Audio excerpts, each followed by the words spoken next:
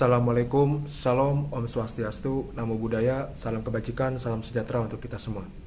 Perkenalkan, nama saya Muhammad Ramadan Fadilah dengan NIM 228820039. Pada kesempatan di video kali ini, saya akan menjelaskan mengenai perang saudara yang terjadi di Amerika Serikat pada tahun 1861 sampai 1865. Video ini dibuat untuk memenuhi tugas dari salah satu mata kuliah yaitu Sejarah Amerika Serikat yang diampu oleh Ibu Eko Ribawati MPD. Baik, langsung saja ke videonya. Baik, Perang Saudara atau biasa disebut dengan The Civil War merupakan salah satu peristiwa yang terjadi antara warga Amerika bagian utara dan Amerika bagian selatan, yang mana pada perang ini berlangsung sekitar 1861 hingga tahun 1865, yang mana pada pihak utara atau Union mereka menginginkan adanya penghapusan perbudakan karena dianggap sebagai pelanggaran dalam Deklarasi Amerika Serikat. Sedangkan pada pihak selatan atau Konfederasi, mereka menginginkan untuk tetap mempertahankan perbudakan karena hal ini menurut mereka merupakan tenaga perkebunan yang merupakan salah satu basis perekonomian bagi warga bagian selatan. Perbudakan ini menimbulkan perang dan dampak yang begitu panjang, dan pada akhirnya perang ini berlangsung dan dimenangkan oleh pihak bagian utara dalam penghapusan perbudakan yang terjadi di Amerika. Setelah saya menonton video yang terjadi mengenai Civil War, dapat dikemukakan bahwasannya perang ini diawali karena adanya penggolongan kepada warga Amerika Serikat pada saat masa kolonial, yang mana pada saat itu warga Amerika Serikat digolongkan menjadi beberapa kelas. Yang pertama ada golongan kelas atas atau disebut dengan aristokrat. Mereka merupakan pedagang dan pemilik perkebunan yang kaya raya. Mereka dapat mengontrol kehidupan ekonomi, politik, agama, serta perilaku panutan.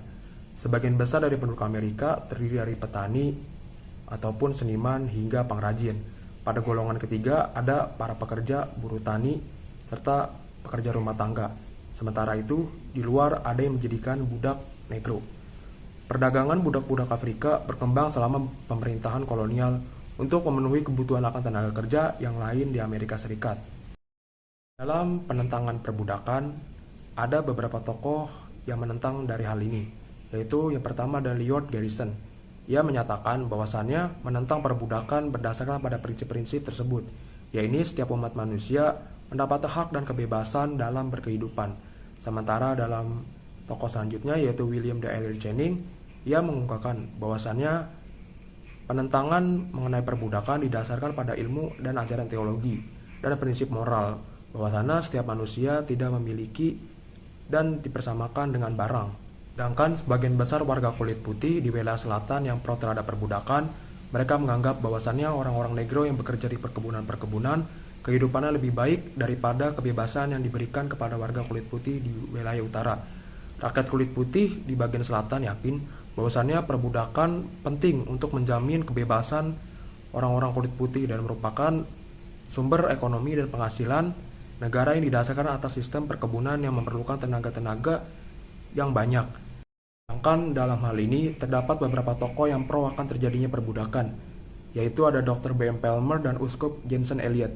Ia mengungkapkan bahwasannya interpretasi kitab Injil bahwa Tuhan telah menganugerahkan kepada orang-orang berkulit putih di wilayah selatan, sehingga Tuhan menciptakan bangsa-bangsa negro sebagai pekerja yang kasar, kotor, dan jenis-jenis pekerjaan yang berat.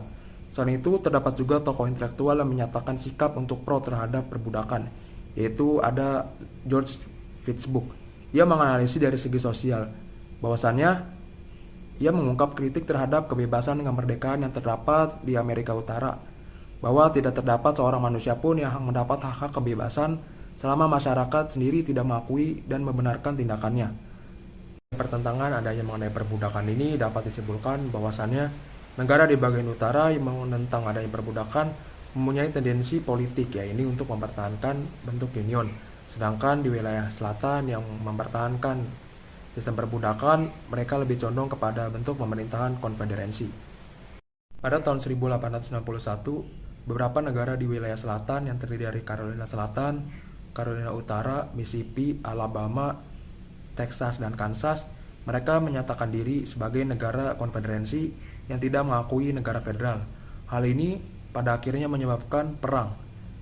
Abraham Lincoln yang pada saat itu menjabat sebagai presiden berusaha untuk mempersatukan ketahanan Amerika Serikat dengan cara aksi militer.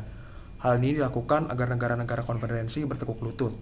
Mungkin cukup sekian pengetahuan narasi dari perang saudara yang terjadi di Amerika Serikat pada tahun 1861 sampai 1865. Apabila terdapat kekurangan informasi ataupun salah kata maupun hal lainnya, mohon dimaafkan.